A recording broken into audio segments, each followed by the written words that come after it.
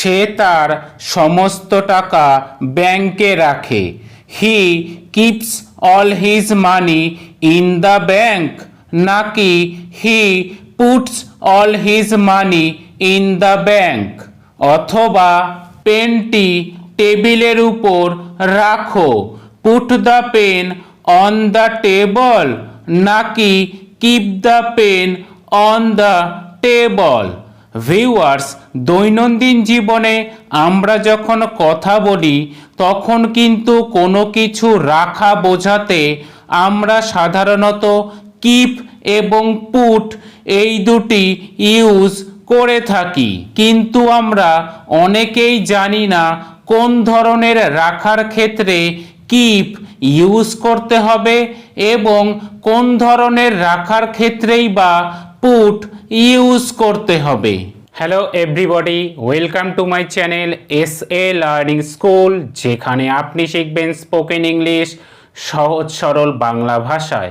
Viewers, আজকের এই ভিডিওটিতে আমি আপনাদেরকে কিপ এবং পুট এই দুটির ব্যবহারের যে পার্থক্যগুলি আছে সেগুলি এক্সাম্পল সহকারে বুঝিয়ে দেব। পার্থক্য 1, সাধারণভাবে যখন কোনো কিছু রাখার কথা বোঝানো হবে তখন কিপ ইউজ করতে হবে। যেমন দরজা খোলা রাখুন, কিপ দ্য ডোর ওপেন।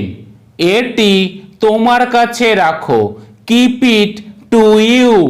দয়া করে পেনটি রাখো, প্লিজ কিপ দ্য পেন।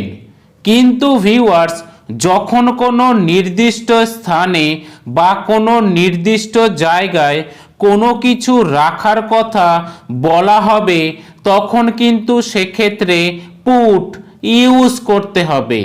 যেমন বইটি ব্যাগের মধ্যে রাখো, put the book in the bag. এখানে ব্যাগ এটিকে একটি নির্দিষ্ট জায়গা বা স্থান বোঝানো হয়েছে।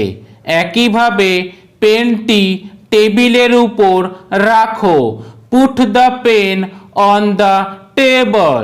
পার্থক্য 2, কোনো কিছু যখন খুবই অল্প সময়ের জন্য বা কিছু সময়ের জন্য এবং অস্থায়ীভাবে রাখার কথা বোঝানো হবে তখন সেক্ষেত্রে পুট ইউজ করতে হবে।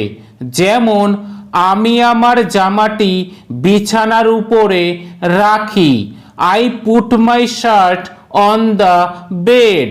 ভিউয়ার্স, আমরা যখন আমাদের বিছানার উপরে কোনো শার্ট বা কিছু রাখি তখন কিন্তু সেটি কিছু সময় বা অল্প সময়ের জন্য রাখি, সেই কারণে এখানে পুট ইউজ করা হলো।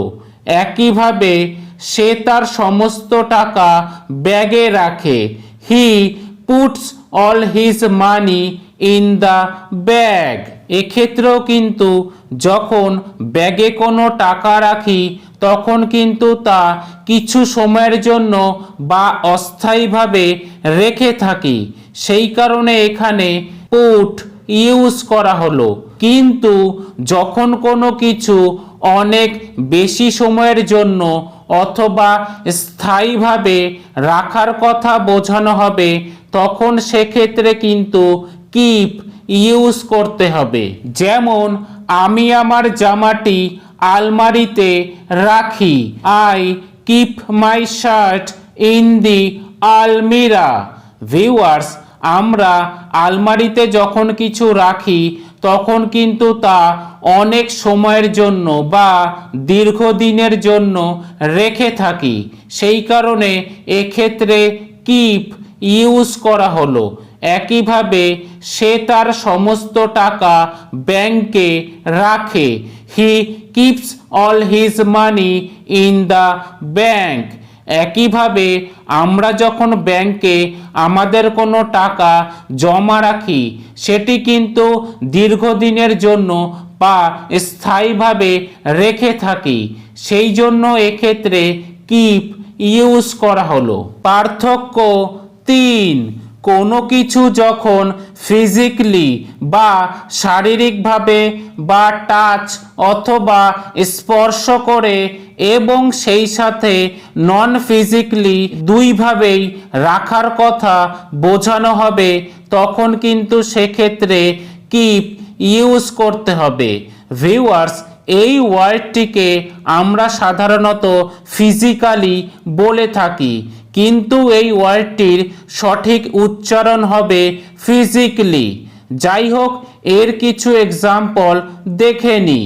পেনটি টেবিলের উপর রাখো, keep the pen on the table.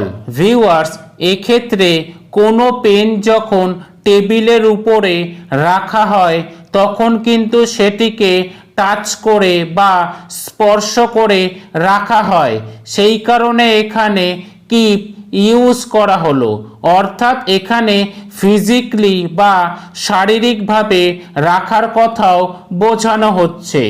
আবার এই কথাটি তোমার নিজের মধ্যে রেখো, কাউকে বলো না। Keep it to yourself, don't tell anyone.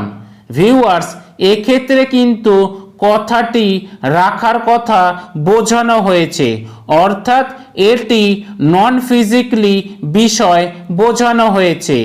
আবার আমি আমার প্রতিশ্রুতি রাখতে চাই, I want to keep my promise.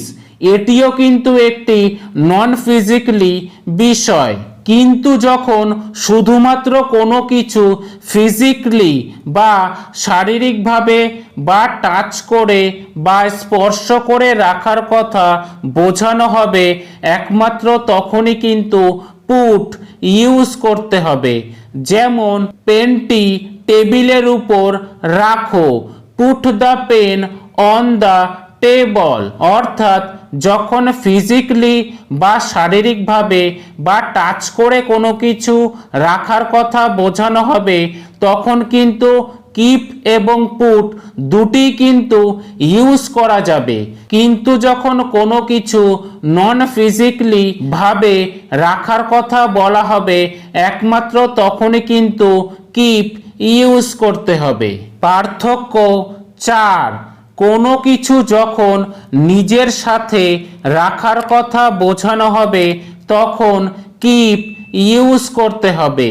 যেমন আমি সবসময় আমার মোবাইল আমার সাথে রাখি, I keep my mobile with me all the time. সে সবসময় তার বাবা মায়ের একটি ছবি তার সাথে রাখতো, she always kept a picture of her parents with her। এখানে ভিউয়ার্স কিপের পাস্ট ফর্ম কেপ্ট ইউজ করা হয়েছে। আবার যখন কাউকে কোনো নির্দিষ্ট কন্ডিশন বা সিচুয়েশনে রাখা বা ফেলে দেওয়ার কথা বোঝানো হবে তখন কিন্তু সেক্ষেত্রে পুট ইউজ করতে হবে। যেমন সে গতকাল আমাকে বিশ্রী পরিস্থিতিতে ফেলেছিল, he put me in awkward situation yesterday. Viewers, এখানে কিন্তু পুটের পাস্ট ফর্ম পুটই বসেছে, অর্থাৎ পুটের যে 3টে ফর্ম আছে তার উচ্চারণে কিন্তু পুট পুট পুট হয়ে থাকে। আবার মাঝে মাঝে সে আমাকে কঠিন পরিস্থিতির মধ্যে ফেলে দেয়, sometimes he puts me in difficult situation. পার্থক্য 5, যখন কোনো কিছু নিজের দখলে বা নিজের অধিকারে রাখার কথা বোঝানো হবে তখন সেক্ষেত্রে কিপ ইউজ করতে হবে। যেমন আমি কি এই বইটি আমার ব্যাগে রাখতে পারি, can I keep this book in my bag. এক্ষেত্রে কিন্তু ভিউয়ার্স বইটি নিজের ব্যাগে অর্থাৎ নিজের দখলে বা অধিকারে রাখার কথা বোঝানো হচ্ছে। কিন্তু যখন কোনো কিছু নিজের অধিকারে বা নিজের দখলে না রেখে অন্য কোনো স্থানে রাখার কথা বোঝানো হবে তখন কিন্তু পুট ইউজ করতে হবে। যেমন, আমি কি এই বইটি তোমার ব্যাগে রাখতে পারি? Can I put this book in your bag? এক্ষেত্রে কিন্তু ভিউয়ার্স বইটি নিজের দখলে বা নিজের অধিকারে না রেখে অন্য কোনো স্থানে অর্থাৎ ব্যাগে বা তোমার ব্যাগে রাখার কথা বোঝানো হয়েছে, সেই কারণে এখানে পুট ইউজ করা হলো। ভিউয়ার্স, আশা করি এই বিষয়গুলি আপনারা বুঝতে পেরেছেন।